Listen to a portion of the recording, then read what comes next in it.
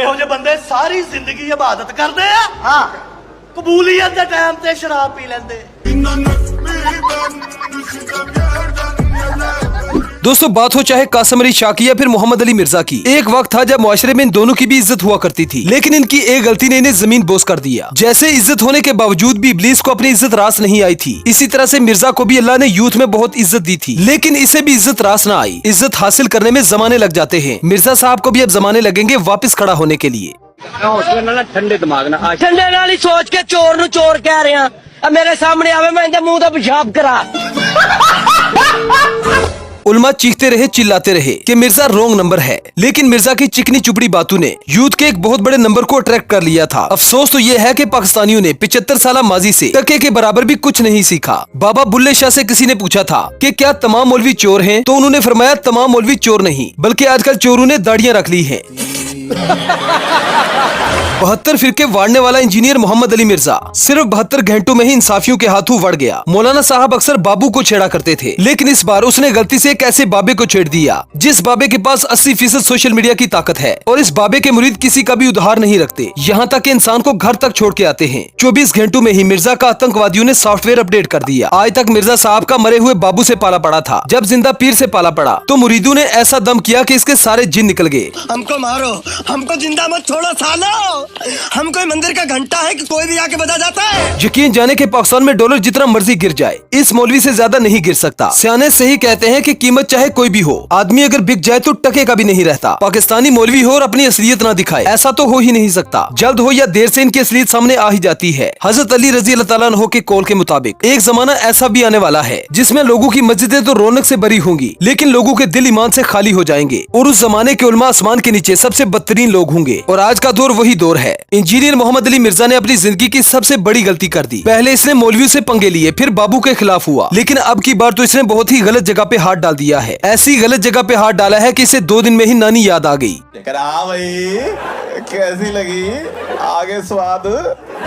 अब मिर्जा साहब भी सोच रहे होंगे कि मैंने ख्वाह मुहा में क्यों पंगा ले लिया। इससे बेहतर तो ये था कि मक्खियों के छत्ते में हाथ दे देता। मतलब कुल मिलाकर मिर्जा साहब की अब बहुत बुरी हालत है। ये वो मुल्क है जहाँ पर जज बिके, वकील बिके, ब्यूरोक्रेट्स बिके, मौलवी बिके। अगर कोई नहीं बिका तो शौकत खानम का बेटा। मिर्जा साहब ने इमरान खान के खिलाफ झूठ बोलकर बुहतान लगाकर न सिर्फ उलमा के नाम को बदनाम किया, बल्कि अपनी आखिरत भी गंदी कर ली। यहाँ तक कि अरशद शरीफ के बारे में कहा कि उसने अपनी मौत के असबाब खुद पैदा किए, और इमरान रियाज ने वही काटा जो उसने बोया था।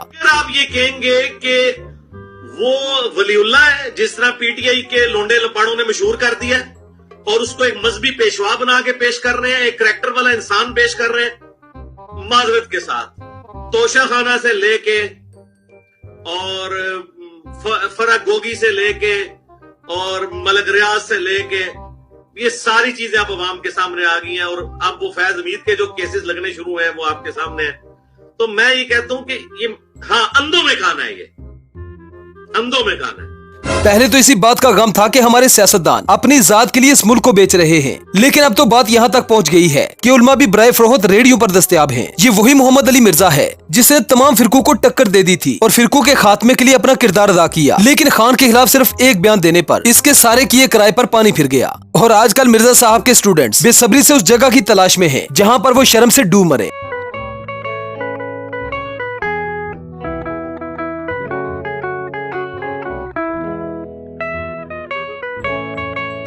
मरने से पहले या मुसलमान कर ले इस पे गौर, किताबों का खुदा और है, बाबू का खुदा और। सबसे पहले समी काजमी की ये वीडियो देखें जिसमें इन्होंने बहुत खूबसूरती के साथ मिर्जा साहब के बयानिए का पोस्टमार्टम कर दिया। इंजीनियर अली मोहम्मद मिर्जा इमरान रियाज की मुखालफत में और तलत हुसैन की हमायत में बड़ी अजीब बात की। इसकी तफसील क्या है?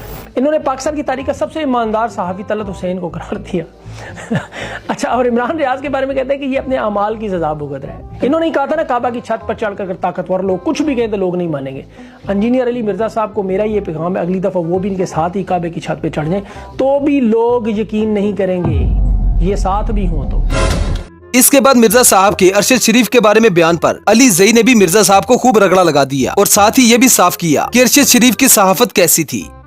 जिस शख्स के सर में गोली मार के दयारे गैर में उसे शहीद कर दिया गया, उसकी बीवी को बेवा और बच्चों को यतीम कर दिया गया, बजाय आप कातलों के ऊपर तनकीद करें, आप ये कह रहे हैं अरशद शरीफ ने गुल खिलाए थे।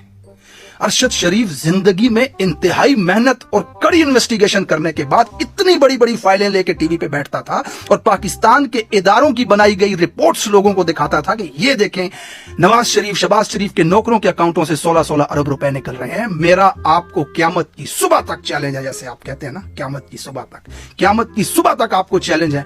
अरशद शरीफ का वो बयान दिखाएं जिसमें उसने झूठ बोला हो, लोगों से पगड़ियां उछाली हो।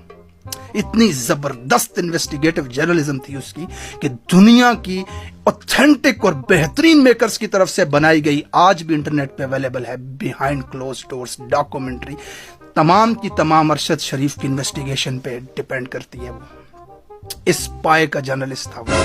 इंजीनियर इतना बड़ा शापर निकलेगा किसी ने सोचा तक नहीं था। हैरत की बात यह है कि इसने कासिम अली शाह को देखकर भी इबरत नहीं पकड़ी। आखिर तलत हुसैन सदी का सबसे ईमानदार सहाफी है। इसका मतलब यह हुआ कि मियां खलीफा पाकबाज औरत है, परवेज हट्टक अंडरटेकर है, नवाज शरीफ ईमानदार है और मैं Amitabh Bachchan.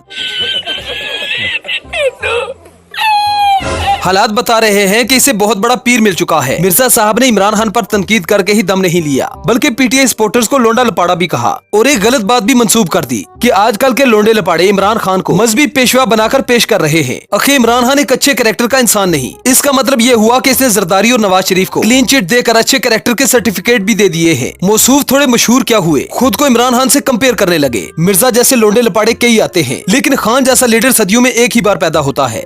Thanks for watching. और अगली बात 2023-24 के इलेक्शन में मैं खान साहब को वोट डालूंगा अगर ये अपने बयानिए के ऊपर कायम है। ले ये भी ले अगर इन्होंने कंप्रोमाइज ना किया, ठीक है, क्योंकि मेरा क्राइटेरिया ये है कि जो आयन की हुक्मरानी और कानून की हुक्मरानी की बात करेगा मैं उसे वोट डालूंगा। आप कुछ कहती आप लोग